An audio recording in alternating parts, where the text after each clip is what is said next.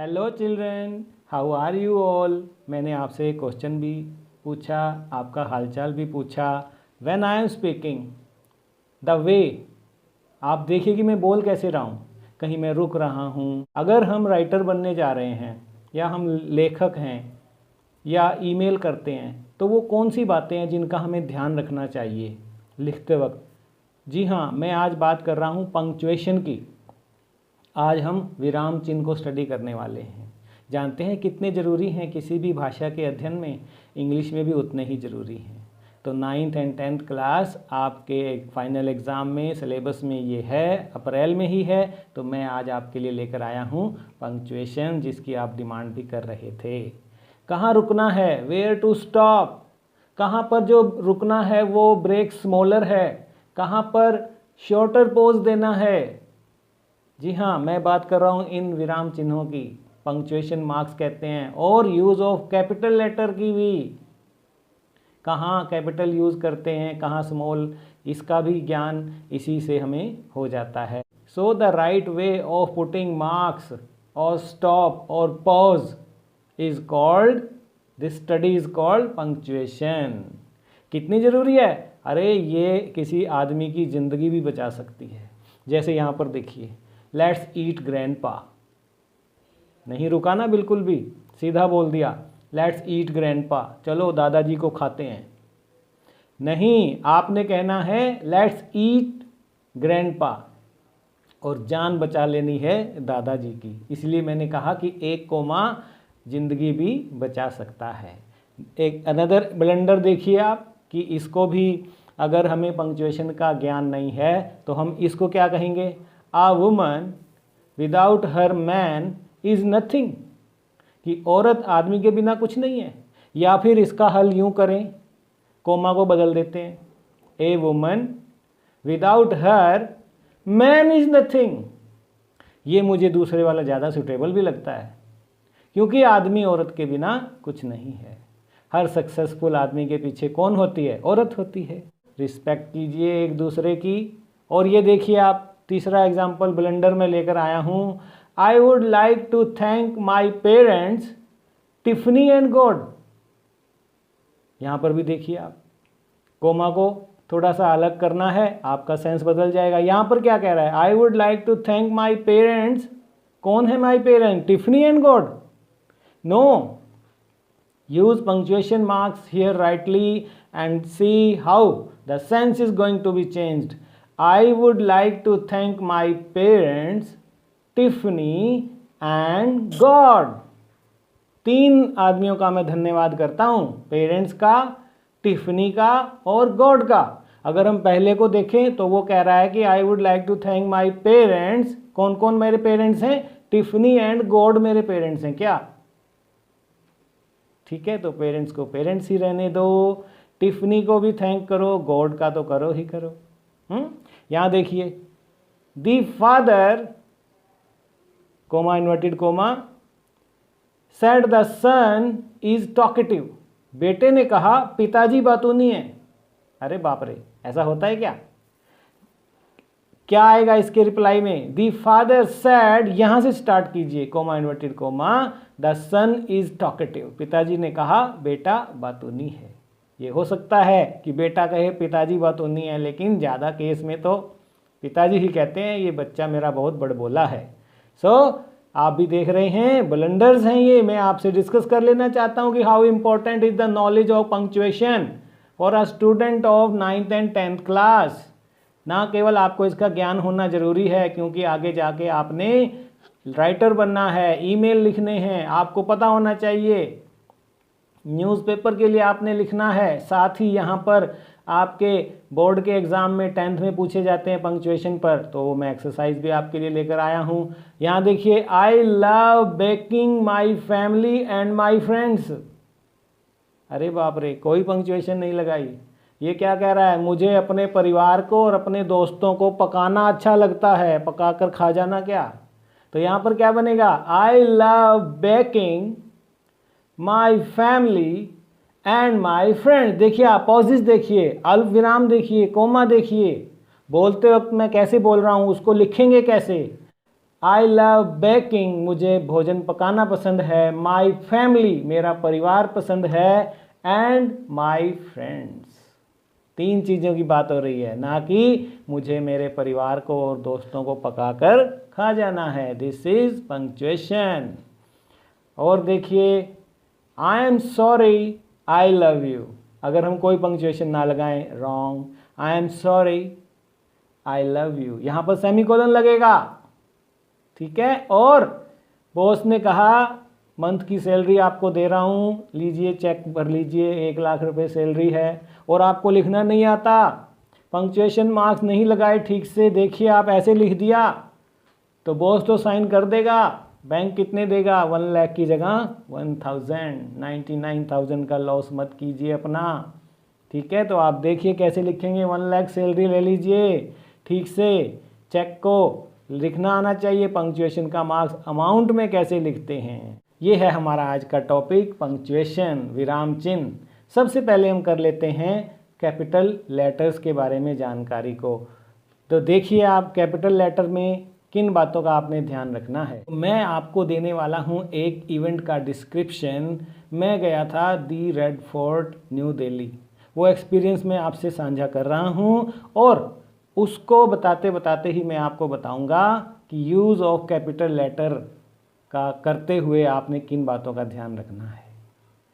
तो चलिए, क्या हुआ था, रविवार था 9 मई को मैं गया नई दिल्ली दी रेड फोर्ट में। मेरे दोस्त रोहित एंड सोहन मेरे साथ थे। On Sunday May 9 I went to the Red Fort New Delhi. My friends Rohit and Sohan were with me. In the very first row you are watching 10 capital which are colored as red.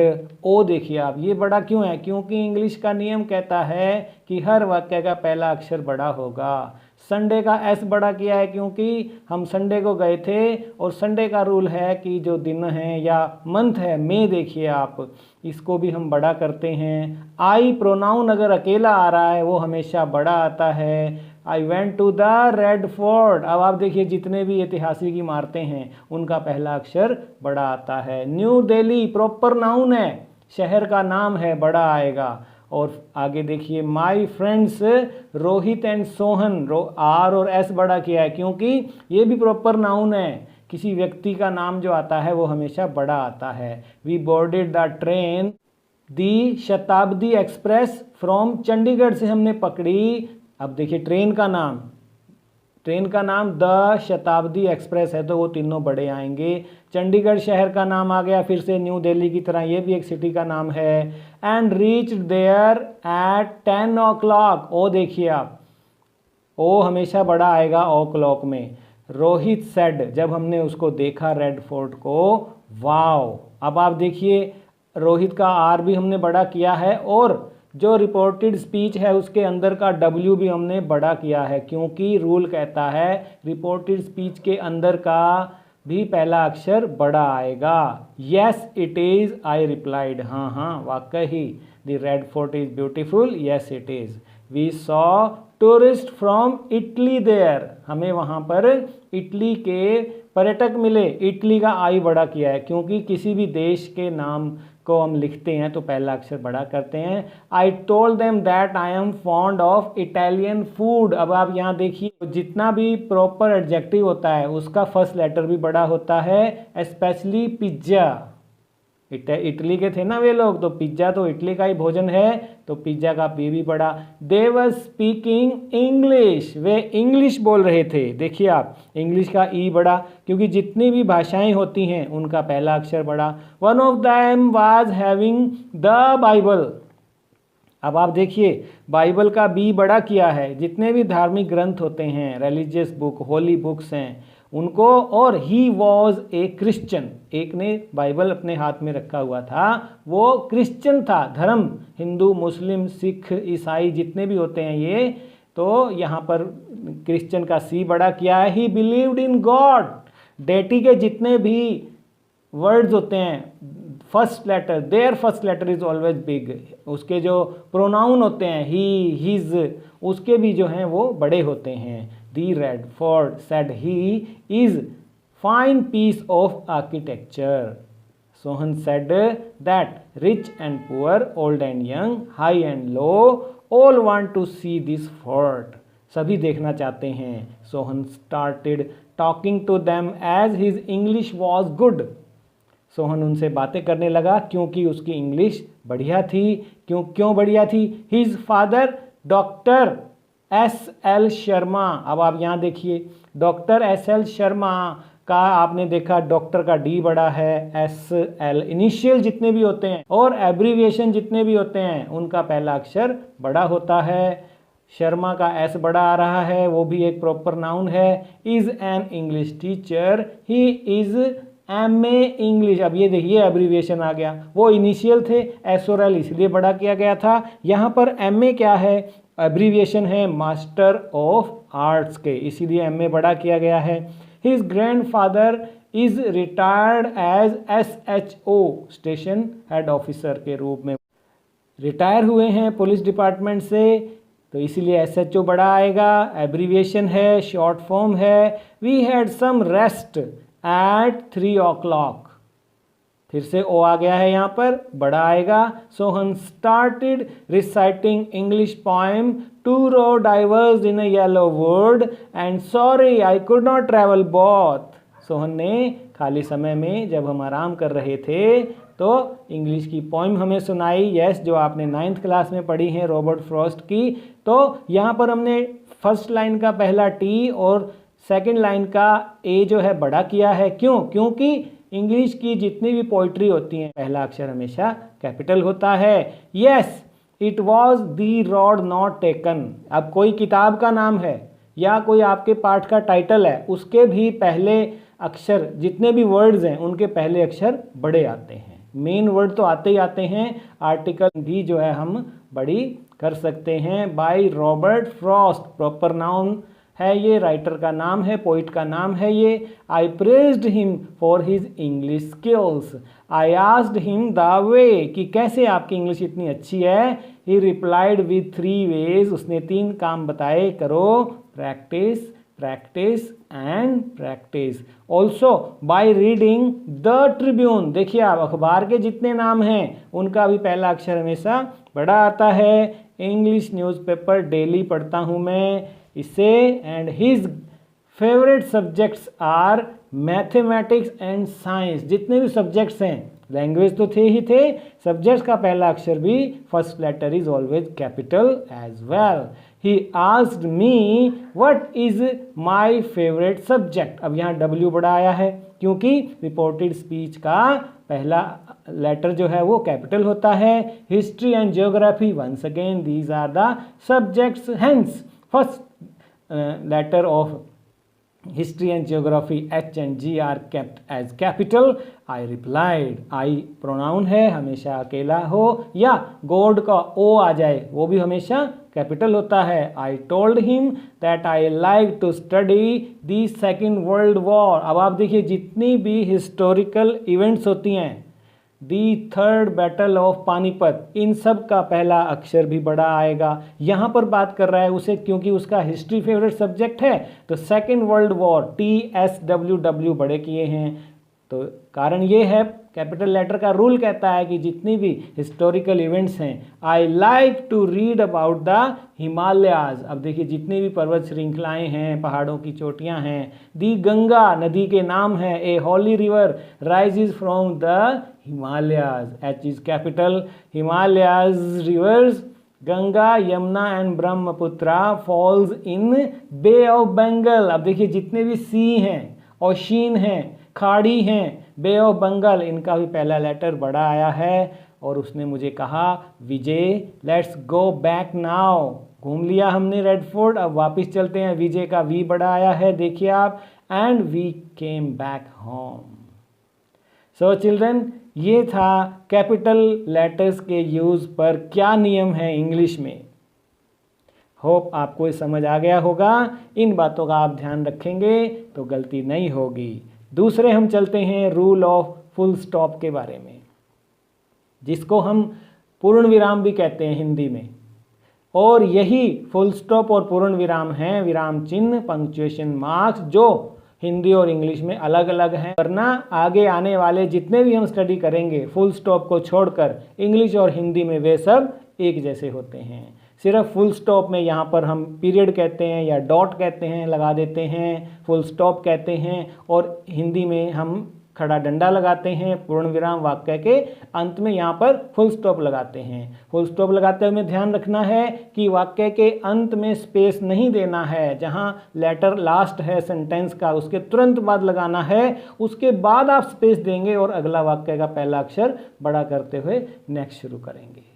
ठीक है, ये अब लगता कहाँ है फुल स्टॉप? किसी भी assertive वाक्य के अंत में या इम्पेरेटिव के अंत में, साधारण वाक्यों में या फिर आदेश सूचक वाले, ऑर्डर है, रिक्वेस्ट है, जैसे do not waste your time, तो यहाँ पर एक्सक्लेमेटरी या क्वेश्चन मार्क नहीं आएगा, इम्पेरेटिव सेंटेंस है, यहाँ पर कोई सब्जेक्ट नहीं है, आप देख रहे हैं शुरू में do not waste your time सलाह दी जा रही है, एडवाइस है, ऑर्डर है, रिक्वेस्ट के वाक्य होते हैं, तो उसके बाद फुल स्टॉप लगता है। और फुल स्टॉप लगता है एब्रीविएशन और इनिशियल में, जैसा हमने डिस्कस किया अभी इन स्टोरी, मैंने आपको अपना डिस्क्रिप्शन दिया इवेंट्स का, रेड फोर्ट जाने का, तो उसमें भी आपने देखा। नेक्स्ट हम चलते हैं यूज़ ऑफ कोमा की ओर। कोमा क्या होता है? कोमा, जैसे मैं आपसे बात कर रहा हूँ, मेरी पिच देखिए आप अलग अलग जा रही है, वेरिएशन हो रहा है, वो इंडिकेट करने के लिए रिटन फॉर्म में कि दो सेंटेंस के बीच में कहाँ पर आपने थोड़ा सा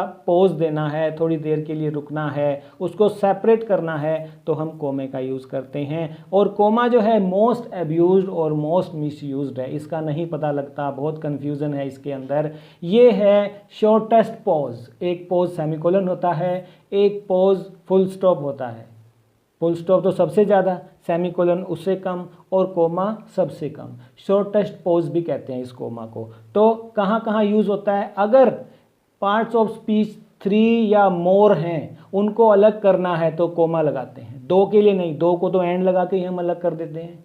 सो if they are 3 adjective, 3 nouns, to separate these 3 adverbs, जैसे आपने देखा इस इवेंट को मैंने डिस्क्राइब किया पैराग्राफ में, हिमालयाज रिवर्स गंगा, यमुना एंड ब्रह्मपुत्रा, यहाँ पर 3 नाउन थे, इनको सेपरेट किया हमने कोमे से। और मैं कह सकता हूँ you write neatly, legibly and cleanly, तो आपने देखा एडवर्ब, 3 एडवर्ब को अलग किया हमने कोमा से, सेकंड और थर्ड को तो एंड से कर दिया हमने।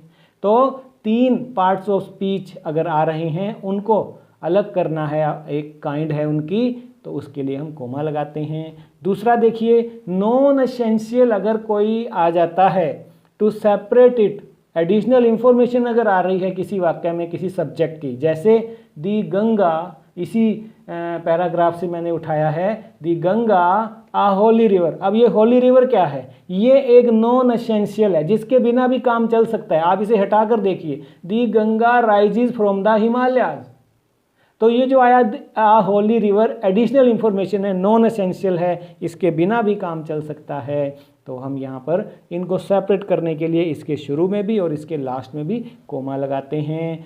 या वोकेटिव जितने नाउन होते हैं, आपने लास्ट में देखा विजय लेट्स गो बैक नाउ, तो आपने एड्रेस किया, एड्रेसिंग वर्ड जितने होते हैं उनके बाद भी जो है हम कोमा लगाते हैं। और कोमा लगाते हैं, आपने देखा Rohit said wow the Red fort is beautiful, तो आपने देखा रिपोर्टिंग वर्ब और रिपोर्टेड स्पीच को जो इन्वर्टेड कोमा में आती है उनको सेपरेट करने के लिए भी हम कोमे का यूज करते हैं। और pair of words if they are joined by, number 5 की बात कर रहा हूं मैं, pair of words if they are joined by and, जैसे सोहन सेड कि इस लाल किले को चाहे अमीर हो चाहे गरीब, चाहे जवान हो चाहे बूढ़ा, चाहे उच्च वर्ग हो चाहे निम्न वर्ग, सभी देखना पसंद करते हैं। तो आप इसको कैसे सेपरेट करेंगे? अब देखिए, आप यहाँ पर 6 वर्ड्स हैं और 3 को एंड ने में आया हुआ है, रिच एंड पुअर,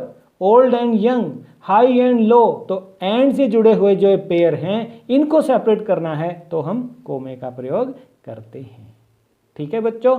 नेक्स्ट में देखिए, yes, no, well, sir, madam, please, yes it is, I replied, ये भी आया इसमें पैराग्राफ में, और जो लेटर आप लिखते हैं सैल्यूटेशन, डियर सर, कोमा लगाते हैं, या लास्ट में लिखते हैं yours obediently, yours faithfully, your truly, your sincerely, वहाँ पर भी कोमा आता है। तो हम कहेंगे सैल्यूटेशन और सब्सक्रिप्शन में भी कोमा लगाया जाता है। ये थे rules which are to be kept in mind while writing while using commas. अब हम आपको बताते हैं सेमीकोलन। एक फुल स्टॉप होता है पूर्ण विराम, एक कोमा हमने अध्ययन किया। इन दोनों के बीच में अगर पॉज देना है, जो ड्यूरेशन है थोड़ा सा कोमा से ज़्यादा और फुल स्टॉप से कम पॉज की जहाँ ज़रूरत है वहाँ पर हम सेमीकोलन लगाते हैं। अगर कोई कोऑर्डिनेट क्लासेस जुड़े हुए हैं देयरफॉर से, बट से, वेयर एज से, ओनली से, तो उनसे पहले हम सेमीकोलन लगाते हैं। यहाँ पर जो ब्रेक देना है, जो हॉल्ट देना है, जो पॉज देना है, वो it will be longer than comma. जैसे मैं आपको सलाह दूं, वर्क हार्ड, यहाँ पर ज़्यादा होल्ड देंगे हम कोमा से, otherwise you will get low marks. और कहाँ यूज होता है सेमीकोलन? अगर कोऑर्डिनेट क्लासेस हैं, they are not connected with any conjunction, जैसे we weep, we laugh, we pass away. जिंदगी है ना हमारी, हम रोते हैं, हम हंसते हैं और इस तरह एक दिन चले जाते हैं। तो यहाँ आप देख सकते हो किसी कंजंक्शन से नहीं जुड़ा है, इसलिए हम यहाँ पर सेमीकोलन लगाएंगे।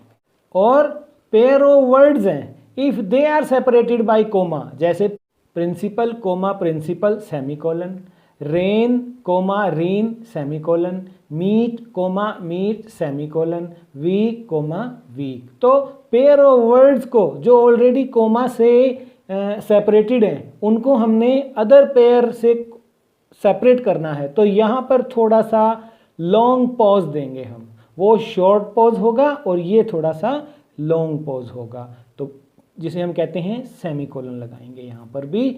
अब हम बात करेंगे अपोस्ट्रोफी की, जिसे आप कहते हैं लॉप चिन्ह, जो बताता है किसी के पोजेशन को। जैसे अनिल्स पेन, अनिल के बाद आप अपोस्ट्रोफी लगाते हैं क्योंकि वो पेन किसका बता रहे हो आप? अनिल का है, तो उसको दर्शाने के लिए अपोस्ट्रोफी एस लगाया जाता है। और कॉन्ट्रैक्शन होते हैं, जितने भी मिसिंग या ओमिशन को दिखाना है, जैसे आप कॉन्ट्रैक्शन लिखते हो डू नॉट, डू नॉट को आप डोंट लिखते हो, तो ओ को अगर ओमिट करना है तो उसकी जगह आप क्या लगा देंगे? DON apostrophe T।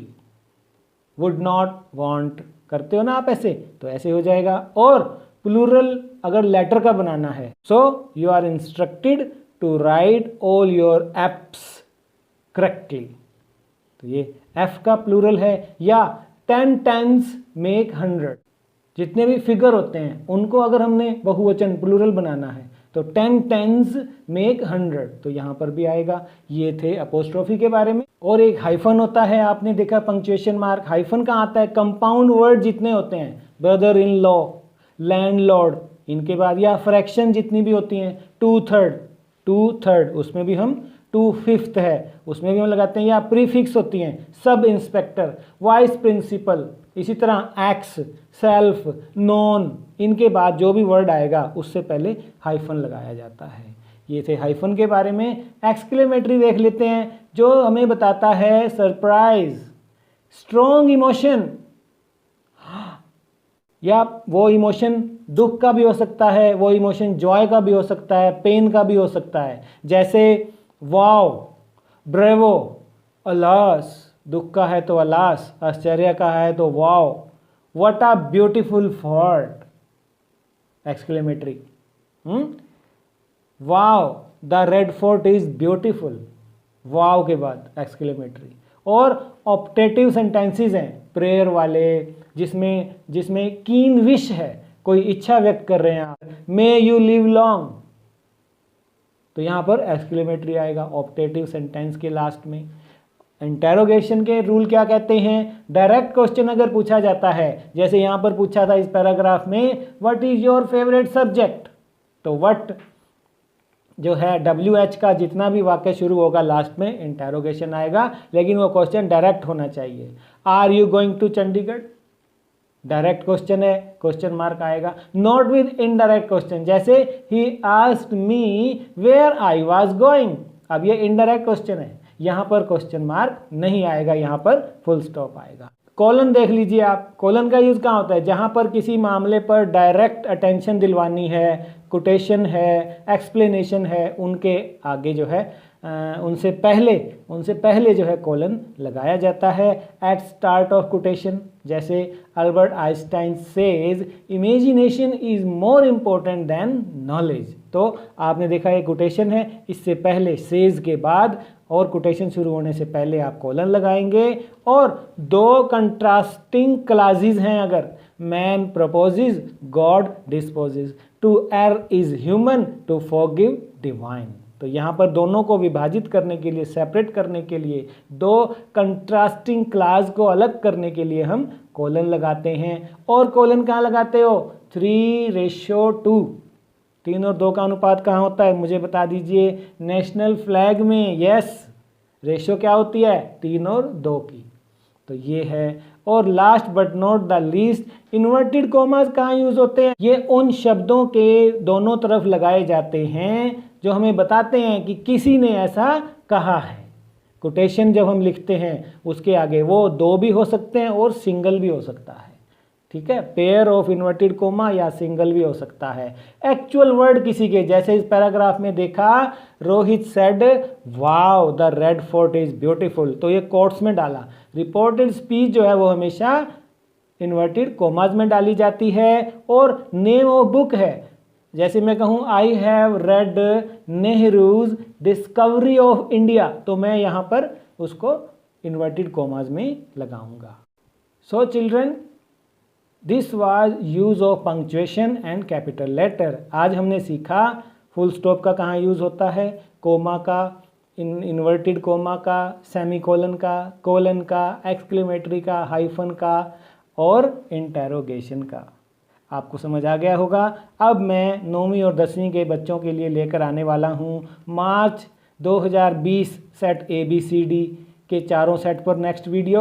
मार्च 2019 सेट ABCD 10वीं क्लास हरियाणा बोर्ड में जो पूछे गए थे सभी, मार्च 2018 और मार्च 2017, 4 सालों के लगभग 42 सेंटेंस पर हम प्रैक्टिस करेंगे। और ये जो रूल हैं, I think it should be enough, जरूर मिलेगा मुझसे, जिसमें मैं लेकर आने वाला हूँ sold question paper of last year Haryana board. Till then you enjoy this lesson. Bye bye. Stay home. Stay healthy. Take care. Thank you.